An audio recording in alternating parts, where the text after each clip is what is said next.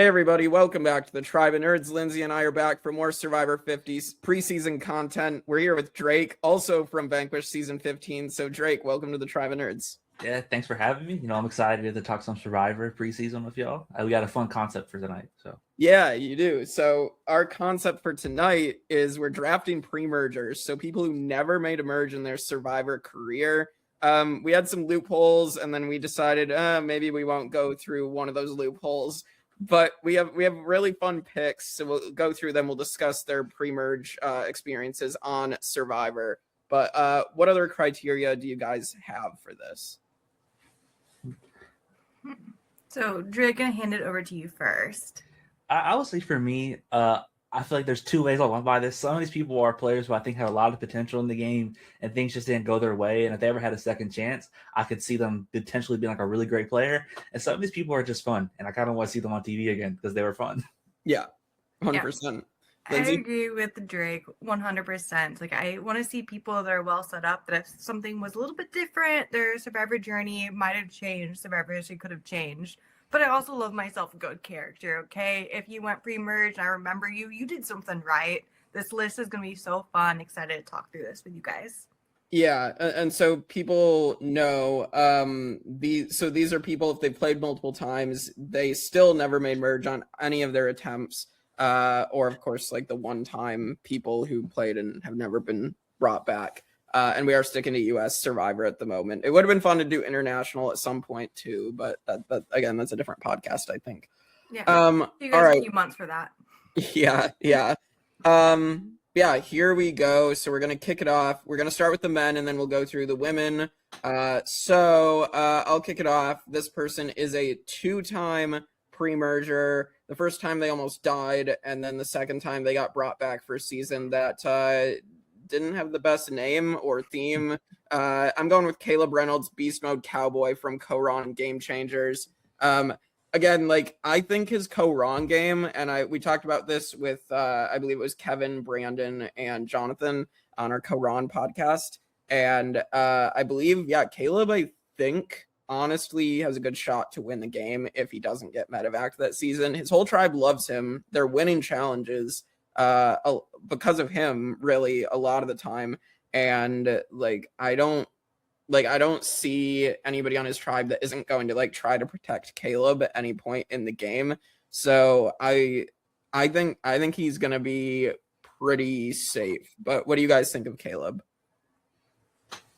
I'm a big brother guy, so I think my opinion on Caleb is more for his big brother game. I never really loved him on Big Brother, but for Survivor, from my memory of it, he was like you said, he was primed to be in a good position.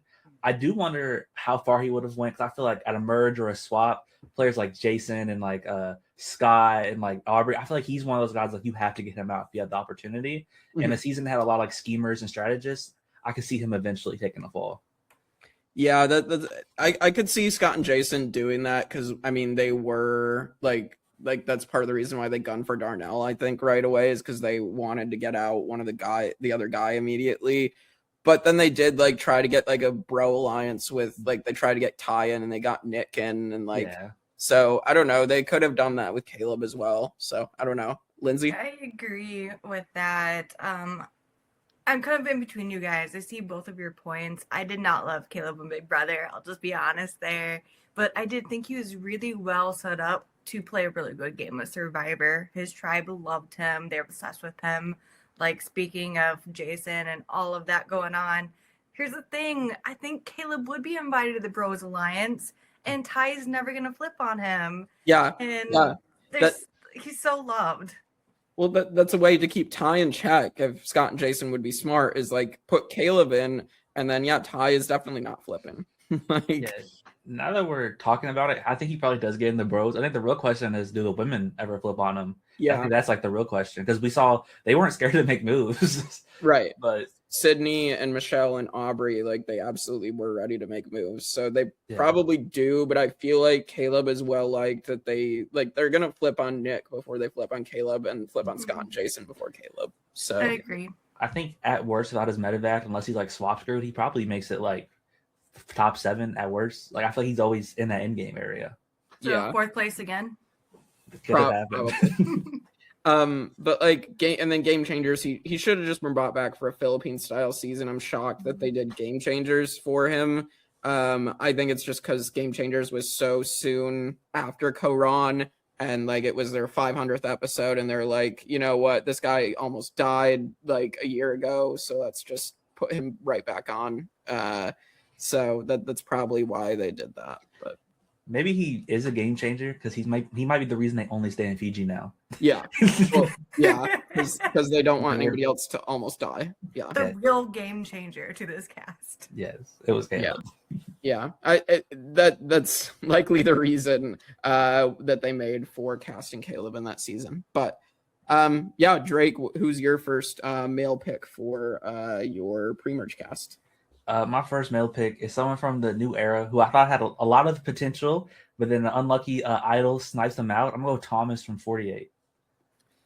Thomas is a good pick. Yeah, I think like he was in a good position, and like he was scheming on Loggy. He was ready to like break up Evo and Joe, and then all of a sudden get swapped, and they're in the majority, and then all of a sudden, you know, Kyle and Camilla just completely play that to perfection, and they snipe out Thomas when they could have easily done Shaheen. So, yeah. The reason they choose him over Shaheen is because he's the one who goes on that journey in the first episode. Yeah. And it's like just like little things like that. Like he didn't even do much wrong. He just kind of gets sniped out. And I have a lot of problems with 48. I've never talked 48 with y'all, so I don't know if you guys like it. But I do think the post merge is like a little boring. I think a player like Thomas makes it so much more exciting because he's willing to flip. I can see him getting with Camilla. It's like, let's just make a big move for the sake of making a big move. Yeah. I like 48 more than most people, but it's not like a top tier season. It's just like mid for me. But that's I like Joe and Eva, and then I do like Kyle and Camilla, so I think that's probably why. So yeah, Thomas would have also been on my list, but good job drafting him first, Drake. Good job on that one. What I really like about Thomas is he saw through Joe, he saw through Shaheen, but he's still willing to work with them. He even had an instinct what's going on with Kyle and Camilla, and unfortunately, bad spot for him. He got voted out, but so much potential.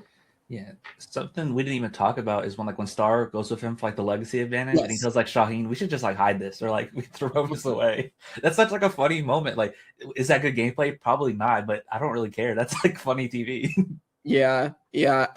And the fact what he's like evilly laughing in confessionals, like dude was ready to play a villainous game. Confessional and I think, king. Yeah. And again, with Jeff not wanting to cast villains in this period, we needed someone like Thomas. So all right. Lindsey, who's your first male pick? Okay. I'm gonna go with Russell Swan from Samoa and from Philippines. He got medevaced more than once. He played a good game. He's well set up both times. I think if you just made it a little bit further, both games would look differently. Yeah, so before Caleb almost died, Russell Swan almost died as well in Samoa, was the leader of the Galoo tribe who was dominating, and then, almost dies and has to get pulled from the game. And you think about, if Russell Swan doesn't get medevac, does he hold Galoo together and make sure Galoo wins? I think it's a high possibility. Shane and I did do a what if for that as well, by the way. But then Philippines, he gets stuck on the disaster tribe instead, and you have him smashing pots and calling Jeff Probst Lord. Russell Swan is I think he's a really fun character, and to go through the tragedy of Russell Swan, I think it's really fun. Yeah, I think Russell Swan, he played twice, but I think he's an underrated character. I don't think people ever he's just fun. He's unintentionally funny, especially on Philippines. He's really struggling out there. The way he talks to Jeff, he's really trying his hardest. And I think with Samoa, I think he keeps Galoo for at least that Eric vote. I think he gets on at least one vote. And from my understanding, based on Samoa Exit Press, I think people like Dave Ball and Laura were more in the center of that tribe and probably make it to the end game. But I think he goes still kind of far. He's a big dude. He might be able to win out. But they do have Brett there, who is the best player ever. He is the best. That is fair. And if anybody watches Survivor Vanquished, you can see anyone talking in this podcast has been on a disaster tribe before. Yes. So my heart very much goes out to Russell here. Yeah, we've all been to a ton of tribal councils, so we can relate. Yeah, that's in common, unfortunately. Disaster tribes are not easy. No, they're not. All right, so Russell Swan is on the board. We got both of the two-time pre-merge medevac returnees, so that's pretty interesting. All right, so my next male pick is going to be one that I know Austin Fote is going to be very happy to hear because he's a big fan of this guy. We're talking Ace Gordon from Gabon, and Ace and his British accent, fake British accent probably. I mean, he's a fantastic character, a fantastic pre-merge villain that you're like, this guy is so like smarmy and like that you couldn't trust him, but you want him to like go far because he's interesting. Like, I don't think we've ever, well, I guess like, I think Ace would have been on another season, but then Coach came their season right after. So like, I do think we haven't necessarily seen Ace, like someone like Ace since, but I guess Coach would be like the direct comparison to Ace in a way. Yeah. I think Ace is just one of those players. He's like very fun, interesting. Like if I was a Survivor player, I know I can't trust you, but I want to work with you for some reason because I think it might be fun. Like that's like the whole reason for it. Right? Yeah. Like there's a line like, I enjoy you. I think you're funny. Do I want to work with you? Not really. But do I want you around a little bit longer? Yeah. Let's just see what happens here. He gives me that vibe. Yeah. I don't know, like, it's just funny, like, he immediately wants to work with Sugar, makes it very obvious that Sugar, he wants to put her in his pocket, and then one of my favorite quotes from Ace is, he can't say the word weasel, so, like, because his accent goes out, like, it's just like, Ace, I don't think you're actually, like, British. It's such a shame he was never brought back. I never thought about it until you said it. It probably is the coach of it all. I know he was in the running for, like, Heroes versus Villains. But Gabon just has, I know it's not everyone's type of season, but it's one of mine. It just has so many interesting people on it, and he's definitely one of the stars of the early part of it.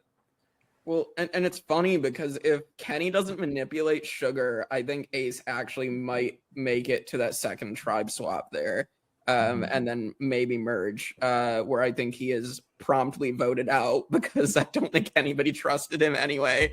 But I would have loved to see him, like, playing with Randy. Like, I think that would have been really fun, or getting more time with Corinne, where Corinne just shit talks him more in confessionals. Like, I think that would have been great. So, Drake, who's your next pre-merge man? All right, my next guy, someone from my first ever season Survivor I ever watched was Blood versus Water, so I want to go with John Cody. John Cody is a great pick. Yeah, I think out of the two, like, even if him and Candace weren't like last minute alternates, I really think John could have gone a lot farther than Candace ever could. I think it's the problem of like Blood versus Water and the fact like Brad Culpepper got super scared of Candace and that's why he voted John out. Like, and Idle Clues, yeah, but I think it was definitely primarily Candace. Which I feel bad because like John just seems like a super nice guy. I'd love to see him come back again. I think that time has passed, unfortunately. Yeah, I kind of view him. Oh, sorry, you can talk, Lindsey. Oh, you're good. I was saying, like, I agree here. I don't think we're ever going to see John back, but to me, he's the perfect person I put in any random season Survivor and just watch him cook. He's athletic, he's smart, he knows the game, he's also a bit of a character. He's kind of a bit of everybody. So I think John would be great on another season. Sucked he was targeted with Candace. Yeah, I think coming in with like no pre-existing relationships, like he didn't get the pregame at all as the last minute replacement. He still found himself in this majority alliance. I kind of view him how like when Culpepper came back on Game Changers, he kind of like changed all his mistakes. Yeah, I can see John Cody doing the same thing. He would learn his mistakes. Yeah, I agree completely. And also like if his tribe had actually started winning, which you would have thought they would because they looked very strong, at least from the guys' perspective, I think that he's going to be in a really good position if they can just win. But they couldn't make that work, unfortunately. Yeah, they are forgotten Disaster Tribe. It's because they swap, but they lose like was it 4 or 5 straight? 4, A yeah. couple, yeah. They lost 4 because like Brad Culpepper was the last one voted out before like and then they won 1 and then they swapped. But yeah, very interesting there. All right, Lindsey, you're next pre-merge guy. I also love Gabon. Tell me if I'm saying it wrong. So I'm gonna go with Marcus here on this one. I think he's the best pre-merger maybe in the history of the whole game. Yeah, so this is a bit of a loophole just because Marcus did not make merge, he did make jury, but of course this is acceptable because he is a pre-merger technically. I think Marcus again was so well set up in the beginning of this game, half the game, and then all of a sudden the surprise second swap, and then Kenny and Crystal convincing Susie to come with them, like all of a sudden like Marcus goes from top of this Onion Alliance to out of the game and completely blows everything up. I mean, there's rumors that they literally came up with the second swap just to make sure one of the Onions didn't win the game. So, yeah, I don't know if that's true, but it's I think Aris could. I mean, I think Marcus could have been like Aris from Exile Island, where it's like he's the one normal guy in this cast of like wookie, like crazy characters. Yeah, and he's smart and strategic enough. I think he probably is like the best pre-merge player ever, because it's really just like one last minute swap, and Kenny takes the chance to get out the person who could run the season. Exactly. Good for Kenny, I guess. Well, yeah, neither of them won. Yeah, I mean, I'm a fan of Kenny until he started getting like holier than thou in his game at the end, but like him and Crystal working together, taking out a lot of these power players was really fantastic to watch. So yeah, I Marcus is one where I feel like I'm sort of surprised if they never asked him back at least. But do you think someone took a spot? Because 17, like that's an interesting season. We have a lot of returnee seasons going in the early 20s. Do you think someone else just caught production's attention?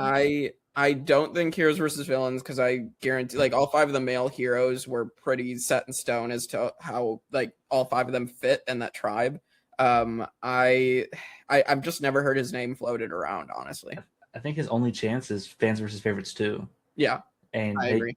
They chose Corinne from Gabon, so I don't think they like Gabon enough to do 2 Gabon players. Yeah, probably not. But Fans versus Favorites, I would love to see him because I'm just a fan. But more likely, Drake, I think you're right. Second chances 2.0. Like if we see him again, it's there. Yeah, 100%. That's 2 Gabon people. So all the Gabon truthers are justified.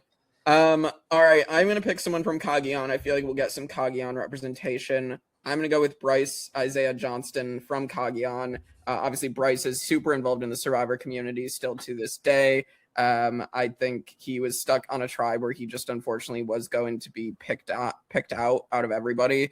And like he really tried to make it work. And he had Morgan on his side, and then they thought they had Jeremiah, and unfortunately Jeremiah just chose to go to the bottom of the majority alliance instead of making a move. So I think Bryce should come back. Again, surprised he sort of hasn't, but obviously I'm glad he's still involved in the community. So he's just like a ray of sunshine on the community. I think everybody loves Bryce. Yeah, I think it'd be so much more fun watching him play now, especially on a returnee season. It's kind of like that Rob C effect, where I feel like everybody knows him somehow, and even though he's not known for his Survivor game, I think he just has that is it magnetism? Is that the word? Where it's like I think everyone will be drawn to him. You want to talk to Bryce. I think everyone can have a good time with Bryce.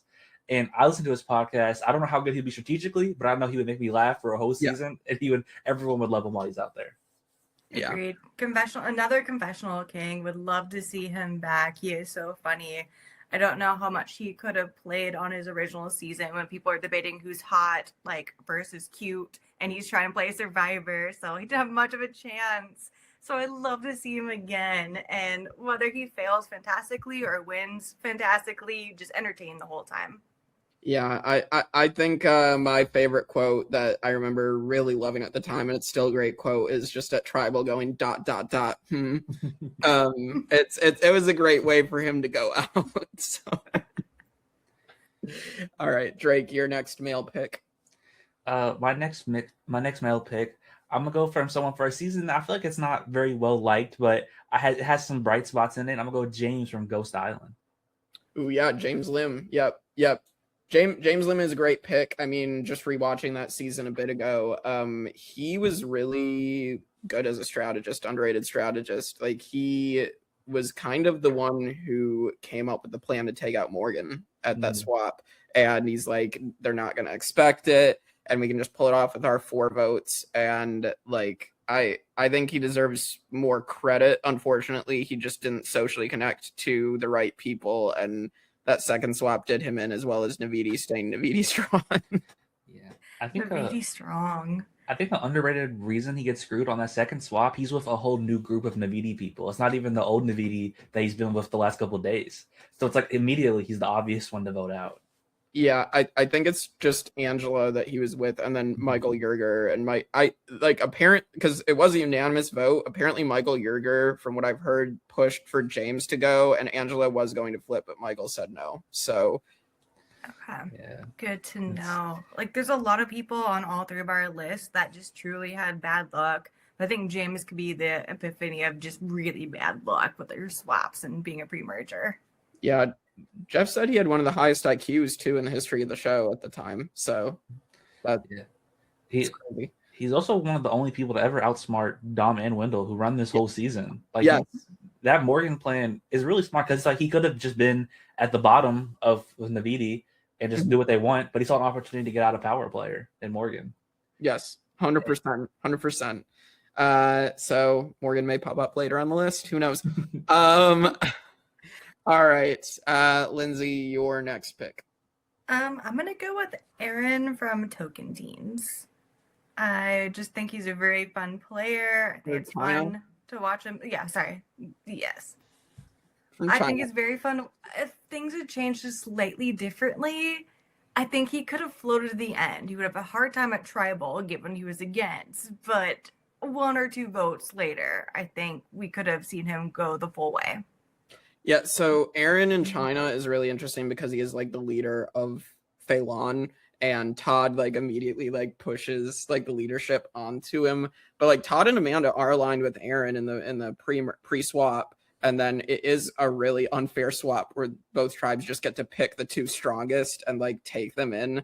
And like, unfortunately, then he's a victim of PG and Jamie throwing the challenge and giggling about it. So like, I don't know. Like, I think he at least makes merge. I don't think Aaron's able to make it to the end, because I think everybody sees him as a threat for being the leader. So, yeah, I think he would always go around when James goes, just seeing how like cutthroat Todd is. I think there's no way he was ever letting Aaron get to the end of that game.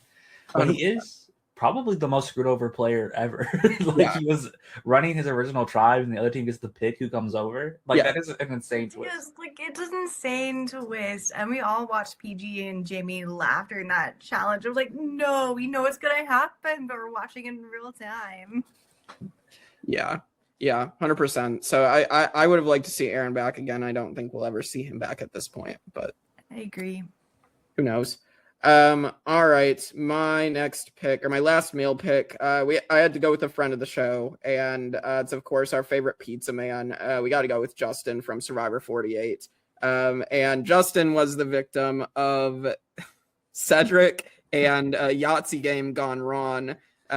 So I think Justin absolutely deserves another shot. I think he was in a good position on his tribe. Unfortunately, they kept losing, and the journeys, again, are based off of luck instead of giving the players a choice. And I think, obviously, had Justin had a choice, I don't think he plays that, knowing that this vote coming up is extremely pivotal.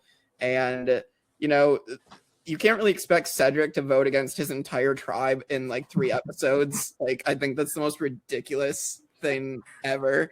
But I wish Justin would get a second shot. He's been great on the podcast for us. So yeah, I said Aaron might be the most screwed over player ever. I think Justin definitely is probably the most screwed over player, just for how many things have to go wrong. Like, he doesn't even volunteer for the journey. The other team picks him. He's forced to play this game, loses his vote. Then Mary plays her shot in the dark successfully, and then Cedric still votes Say Out, and then changes his mind. Like, everything goes wrong. Poor Justin. It is a heartbreak to watch that episode last season, specifically. Like, okay, like, what do you think you're thinking on the island? Like, you just get to Fiji. What is my tribe? And you show up and it's Cedric and Say, and you're Justin. You're like, what did I get myself into? Yeah, he again another disaster tribe, and he gets stuck with someone who is indecisive and someone who is like very abrasive. So, like, I think he was in a lose-lose situation at that point. Poor Justin. I feel bad for him, but it is one of the most entertaining tribals I think I've ever seen in the show because it's like so crazy. 100% correct. Maybe one of my like most underrated favorite moments that ever happened is Cedric just going, "Say, marry, get along." Like, why are you doing that? Like, he's like, you two got to figure this out, and it's like, why? Not just you've already voted her out twice. I don't think she's gonna get this. Yeah, you just voted against both of them, Cedric, and you're expecting them to just listen to you now. Yeah, you sound like a dad that was just mad at his kids after a long day, even though maybe the dad was kind of angry too, and just like, okay, calm down. Like, what's gonna happen now? Cedric is so funny to me because he was running that game for a little bit, but I don't think he was aware of it. Like, but he was running it. I love that about him, though. Like, yeah, he also like helped blindside Bianca. Like, he was doing things, but I don't think he was aware of his position at all. So poor Cedric. Iconic, Cedric, you're iconic. All right, Drake, your last male pick. Yeah, I got another male from a season that I think not a lot of people like, but the season has a special place in my heart. There's a lot of people on here who are some of my favorite Survivor contestants ever. So I'm gonna go with Anthony from Survivor Fiji. Yes. Ooh. Yeah. Anthony's a great pick. Another person we've talked to on the podcast. Anthony was someone who, again, got screwed by the twist of haves versus have-nots of being on a tribe that was a disaster because of production. Like, I also think like he was in a great spot with like the Black Alliance, and like had that alliance been able to take over the game, I think Anthony's in a great spot. It also sucks he has to deal with being bullied by Mookie and Rocky the entire time until he's gone, and that like Alex and whatnot are more so wanting the bros to work together, and so it just kind of sucks for Anthony. I would love him to get another shot, but again, I don't think that time is going to come. Yeah, it's really unfortunate. I just like Anthony's like one of like I saw the podcast recently talking about he's like one of the first like nerds, like open nerds to play Survivor, and like we're all nerds. Like I relate to Anthony so much, and the people he was aligned with do run this season, and if he just gets like a different swap, he's part of that like core group that does like run the season, and I think he has a great chance to win because Dreams and Cassandra probably always end up in that final two from like the final three. Yeah. If they at some point choose him over Earl, which is probably not likely because I think Earl's one of the best players ever, but you never know. Maybe they choose Anthony over Earl. But yeah, I mean, it would have been their better shot. But in that final three scenario, Anthony probably wins because I could see. I guess it depends on the jury, but like I could see Anthony being able to convince people to give him the win. So yeah, because I don't think the jury liked Dreams or Cassandra from my memory. Yeah, they didn't. So I know they didn't like Dreams. I'm trying to remember their opinion on Cassandra, but I think they thought she didn't really do anything. Yeah. So, but yeah, I think that's a great pick. Lindsey? My very last man, but I do think that's a really good pick with Anthony on Fiji. Kind of going around the same lines of maybe seasons people don't love as much. I'm going to go with Brian from Guatemala. Brian Corden. Yep. Brian Corden is a really good one. Another person that we've wanted to get on here at some point. Unfortunately, he was too busy to come on, but we did get a hold of him. Brian is another one where he gets screwed by a tribe swap, basically, because he has the most tribe spirit. Like that just sucks. Like his own tribe like loves him that much where they're gonna elect him to like represent them, and then he just gets like swap screwed.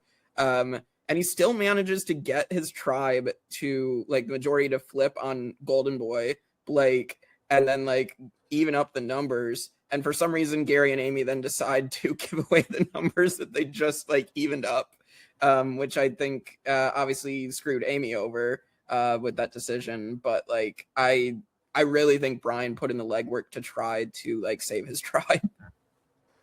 Yeah. I think when you think of like untapped potential, he's one of like the first names I think that ever pops up. Yeah. He just had so much potential.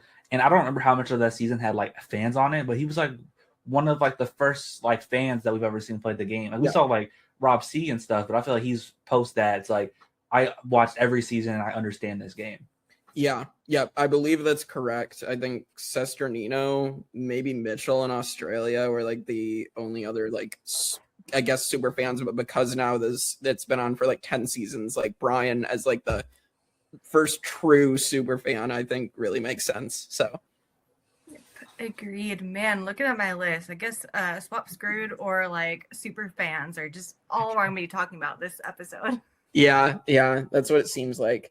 All right, women. I mean, we brought her up earlier. I'm gonna go with Morgan from Ghost Island. I've met her in person at Over the Edge during autographs. She is very nice.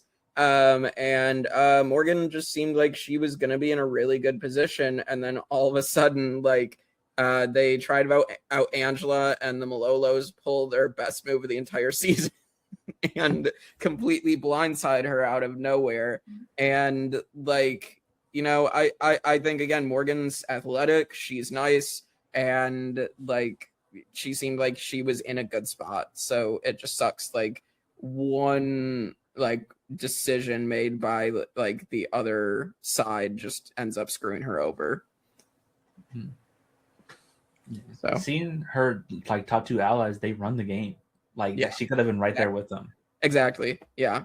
100%. So Second Chances 2.0 again. Let's go, Morgan. I'll vote for her. Yeah. I'd love to see her get another shot. Drake, your first woman pick. I feel like we've been talking about a lot of players who were like just swap screwed or like something bad happened. We need an iconic character on this season, so I'm gonna go with Jatia. I love Jatia. The rice dumper herself. Second person to dump the rice after Brandon Hance, of course. But I would say much more iconic than Brandon Hance for good reasons. Yes. But yeah, Jatia's a really fun character. It was crazy watching her last 3 rounds longer than she should have in Cagayan, when she's the reason for her tribe going to the majority of those tribal councils. And like I think she has like the strategic sense for the game. It's just that her physical game and like social game aren't the greatest. I mean, I guess her social game is better than like Garrett's, but that's not really saying much. Yeah. Yeah. I wonder how the season is, because wasn't the story that they voted out her over Spencer because they were worried that like there wouldn't be a tribe swap and they didn't want to keep being the disaster tribe? Yeah. If they know there's a swap and she makes it, I feel like I don't know what the limit is, but hopefully it's this guy, because I just hope she's there forever. Yeah. I love it. I think she might be the smartest person to ever play Survivor. She's hilarious. She's so fun on your screen. She's energetic. She's electric. Like, bring her back. Yeah. I think she would probably improve on things she did wrong. Again, she seems like a very nice lady. So in real life, from other stuff I've seen her on. All right. Lindsey, who are you going to pick? Are you going to pick another amazing character, or what direction are you going for your next woman? I want the smarter half of Figtails. I want Figgy from season 33. Yeah, Figgy's another good pick. She obviously was on Squid Games season 1 as well, so she had to make another reality TV appearance. I think Figgy had, like, obviously her tribe saw her as a big threat because they kept gunning for her until they took her out. And like, I think if Figgy is in a season where she's not in a showmance, she probably does pretty decent. So yeah, I think Figgy now, from like what we saw of her in Squid Game, I think she could be like a really good player. Yeah, I agree completely. Lindsey? Yep, 100%. Even like her trying to go on the season and she's trying to tell Taylor to keep it down. You're making it obvious. Like, she's at least aware enough to try and shut it down. Didn't work very well, but she was aware. And so I want to see her 10 plus years later, grown up, more mature, play another game. Yeah, I think it was definitely more on Taylor, because I definitely think he's the one who was way too obvious about everything. So yeah, 100%. All right, my second woman that I am picking, I got to go with the character as well. We know her. We love her. She did respond to one of our shorts recently. It's Napalm Natalie Cole. We got to ask her for her jacket. And like, I think Natalie is just a fantastic Survivor character. I don't think her personality is gonna gel well with some people, but that's fine. Like I think she is so just fun to watch, and the fact like she manages to survive over Jeremy is so funny. When I think of Natalie, I just think like obviously I'm glad Winners of War happened, but it's such a shame that just wasn't like a regular returnee season because I think she just would have been there, and I feel like her time's unfortunately passed. But she's just such an like iconic character, an iconic person. I've had Natalie on every season, and I'm always going to be entertained just because of her personality. 100%. But the real question is, would you give your Angelina the jacket? Yes or no? Okay. In that situation, I probably would, just because why not? Like I don't know. I don't know. Being myself, I probably would, but I think it's also funnier for Natalie to just walk out. That's what makes it funny. But like, I don't think I would be thinking about it. It depends on if I got completely blindsided. If I'm like completely blindsided, I'm leaving. If I knew I was leaving, I'd probably be like, oh, sure, I guess I don't know. It's just, I mean, it's one of the greatest reality TV moments of all time. What happened with Angelina? So it needs an Emmy. It's the best. Yeah, I'm surprised it never got one, but since the show's been trying to campaign for those Emmys. All right, Drake, who's your next woman? My next woman, going back to like people who I think are just really good players, I'm gonna go with Tracy Hughes Wolf from Micronesia. Yep, another person we've interviewed. Tracy is so fantastic. She has such a mind for the game, and she was, I think, the best player on the Fans Tribe, to be perfectly honest. I mean, she was able to go from being completely outcasted in the beginning to getting Joel to completely screw himself over and completely target Mary and Mikey B, and then get herself in a position where then she got to swap, and she was able to screw Joel over, and then, you know, keep fighting to try to get the fans to be in a better position. And of course, like, it just didn't work out because Chet had to get medevaced basically, and get voted out because he was going to get medevaced. And then, you know, and then Amy unfortunately didn't have the opportunity or chose not to flip. So, yeah. She had so much potential, and it's like all broad from stuff that's out of her control, and that's always the worst. Like I feel like she was entertaining presence, she was good at the game, and then she just kind of gets robbed. And she was never even like, from what I've heard, never even thought about her like for production for returning. And I'm like, she would have been so good. And I think people like forget about all the fans, like most of the fans from Fans vs. Favorites, but there's some like, good people in there that like I thought were good players, and her being the best one to me is really impressive. Yeah, I guess Natalie Bolton might probably be the best fan player, but Tracy's up there. I mean, I'd say Alexis, Natalie, Tracy, and I would throw Eric Reagan back in there. Yes, he makes a dumb move, but like, you know, I think he's seeing him make it far again on Fans vs. Favorites too, like reinforce like he's still a good player. He might not be like a top tier player, but he's still a good player. Yeah, 100%. Lindsay? Yeah, he knows what he's doing. Tracy is the best, so really no notes there. That would have been on my list too. But again, Drake, you drafted her first. She's phenomenal. Yeah. So on to my next pick. This might be a little bit of recency bias, as I have mostly finished rewatching this season for the first time in a few years. But I'm gonna go with Sydney from 41. Yeah, Sydney's an interesting one. Again, I mean, her tribe kept winning. I guess maybe she was about to be voted out because apparently the challenge throw that Deshaun was doing was to get rid of her and not Erica, like the edit made it seem, which is a weird thing to do in the edit, to be completely inaccurate about what's actually happening, but whatever. But then she wins safety at the Earn the Merge, and then the stupid hourglass twist happens, and she then becomes a target because of that. And she still almost survives over Evie, ends up getting voted out because she plays her shot in the dark instead of voting. But I don't know. I feel like there were definitely things that happened that were out of her control. I wouldn't mind seeing Sydney back again. I guess she's been on the challenge now, right? So she could get some sort of redemption, I'm assuming, in another reality show. Yeah, she might be closer to Natalie Anderson than we've ever given her credit for. Like, she's a beast on the challenge. Yeah, she performs really good on the challenge. She wasn't my favorite character on the challenge, but she did perform good on the challenges. Yeah, So I've heard. So yeah, I wouldn't mind seeing her back again. I don't think that's gonna happen, but Hey, you can go the challenge multiple times. Let her just cook there if it's not Yeah. Survivor. Yeah, why not? so I guess so. All right. So then my third woman that I am picking is someone that I really liked preseason. I've liked in postseason stuff that she had done since then. I'm going with Chelsea Walker from Island of the Idols. I think an underrated player that she was in a women's alliance, and then Missy decided to get big movitis and take her out because of a showmance with her and Dean, which wasn't actually a showmance.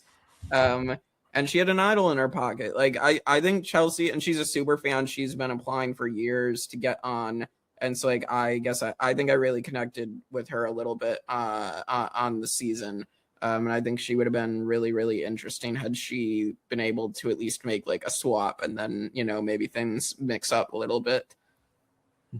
Yeah, I haven't rewatched Island of the Idols since it aired, but I remember at the time thinking she had so much potential and just feeling like really bad for her that like her allies kind of turn on her for like no reason. Like it's not even kind of like they do turn on her for no reason. Yeah. Agreed. I also have not rewatched 39. It's been a long time since it originally aired. But yes, like she stands out to me. Like I know her name when it comes to seasons. I've only seen one. Pre-mergers, you typically don't remember everyone to details. Chelsea stands out for a reason. She had so much potential. 100%. Again, I'd like to see her back. I don't think it's going to happen, but Yeah, I say don't that think for 39 everybody. people are coming back. Yeah, the season is just unfortunately in a rut. All right, Drake, your next woman. My next woman, I'm gonna go with someone who I actually think is probably realistic that they come back one day. I'm gonna go with Sabaya from 45. Sabaya is a good pick. I met her a little bit over the edge as well. She is someone where clearly she was probably one of the better players from her Lulu tribe in 45, and then just gets taken out in a massive blindside after her tribe is like a train wreck. I'd love to see her get another chance on a season where maybe she's not on a disaster tribe. How does that play out? And clearly she has like the mind for the game to go for idols and take big risks, and it just didn't work out. Yeah, just being on a disaster tribe, like I know it wasn't the real island, but I've been on a disaster tribe before. Yes. Your mind moves so fast and you're thinking all these moves ahead. And I think her one mistake was just planning on taking out Caleb way too soon, and it gets back to him. And I think if maybe that always happens because Caleb was building a relationship with Emily, but I think she was just playing like day 20 for Survivor on like whatever day it was, because it's new era, like day 4, whatever it was. But it's just she was just playing real fast, and I think if she came back, she would learn from those mistakes. I agree completely. Lindsey? I agree. I think she's going to learn from her mistakes. And then I just picture her in almost any other new era season. I see her going so far, which is why it kind of sucked to see her go so quickly on her season. Like 45, like you said, another disaster tribe. Like think about her on 48 or 49. I think she could have gone really, really far to the end. Mm-hmm. Yeah. 100%. Lindsey, it's your third woman. So my pick, all right, I'm gonna go with Jenny from 42. Maybe not someone I think about is gonna play again, but when I think about entertaining players or tribals, Jenny comes to mind. Yeah, I mean, again, another entertaining tribal. Just rewatched this like a week ago, less than that probably. Jenny was completely screwed over by Survivor's fascination with losing their votes, and like I think she would have been in a good position if she had been able to make it past this vote. And like her and Mike were obviously super tight, and it just didn't work out. But I'd love to see Jenny back. I'm sure Mike Turner would agree. He talked to us as well on one of the episodes he came on for hers What If, about what would have happened had she been able to survive that vote, what they would have done together. So yeah, she gets screwed by like High just like correctly reading, I think I'm being played, and he stands his ground. He's not letting Lydia go. Yes. And Daniel just folds. He folds immediately. Daniel Strunk. Yeah. Underrated character, Daniel Strunk, but he folds immediately. I mean, that was the best move. High saying, like, I'm not budging. Like, what are you going to do? You agree with him or you don't? Like, it was a great move. And sadly, we lost Jenny. I will go to rocks right now. And it's like, he's serious. Like, Yeah, High plays that really, really well. Again, had Mike been able to vote and Chanel not chosen to risk her vote for no reason, then I definitely think Jenny survives. So, yeah. All right, my last woman. So our last picks on the board. I'm going with someone who did get idled out in the very first round of the game because like half the tribe like played shots in the dark. And yeah, I got to go with Maddie Pomilla, the first voted out of season 44. Again, like to be idled out of the game in round 1 is absolutely crazy with only one vote because her and Kane actually voted in the majority. But it is insane. I mean, she clearly has a strategic mind for the game. She tried to gun for their biggest guy, Brandon, right off the bat, and it would have worked had he not actually had the idol. So yeah, Maddie's the type of player I want to see all the time because I don't think it matters if she's first out or wins. She's gonna play hard and just play for all her cards on the table. There was not really a reason that she went for Brandon at the first vote. He had a public idol and she knew about it, and he's the biggest guy. And she was like, you know what? Screw it. I want him out. And that's just good TV. And it does backfire, but it shows that she does have a strategic side to her, which I don't think it matters how far she goes. She's always going to be playing hard. Yeah, I'd love if they ever did a first boot season. I think she should definitely be on the first boot season. So I would pick her over so many other first boots by like easy choice. Let's go, Maddie. Yeah, 100%. All right, Drake, your last pick. My last pick is when I think of the new era. There's been some iconic blindsides, and one of my personal favorites is Annika from 47. Annika's blindside in 47 is so funny. Honestly, I'm so sorry, Annika, if you're listening, but it is such a funny move. Yeah, it is such a funny move. Yeah, and I love like Annika as a character, and even as a gamer, I think it was very underrated. I think most people remember her blindside, but she immediately forms this all women's alliance, and on paper that should run it should run her initial tribe, but Sierra flips with Sam and Andy, and she kind of just in her number one ally goes on to win the game. And if they would have just chosen someone else, if they would have chosen Rachel over her, you'd never know. Yeah, exactly. I mean, she was aligned with Rachel Lamont, and Rachel turned out to be obviously the winner, a really good player. So, yeah, Annika could have done well, and I think for Sierra, she absolutely should have stuck with the women's alliance instead of going with Sam and Andy. So, it's also a whole different reality if Andy goes out that early. The whole season is completely different. There's probably no Operation Italy. Oh yeah, I'm glad we live in the reality where we get to see Operation Italy. So it's fun to think about the what ifs. I do think Annika. I follow her on TikTok. If y'all don't, she's very funny. Definitely recommend following her. Yeah. Like her cast still loves her so much. They're in all her TikToks. They're all connected. They do all the things. So the fact that she's still so much loved by this cast means a hard vote for her to get out. And they made probably the right decision for them. But if she's so loved, bring her back again because we love her too. I think she's just one of the players that she got hurt by there being 6 people on the starting tribes in the new era. And like people were thinking about who they gotta get out really early on, like who could be the potential big threats. And we saw Sam thought her as one of those threats. Yeah, I really wish that we got something different than just the 3 tribes of 6 every single time, because I really think they stunted a lot of the players they cast.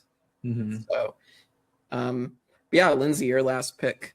My last one. Oh my gosh, a little sad to say this because I think she's a great player and I think she should have made it way further than she did.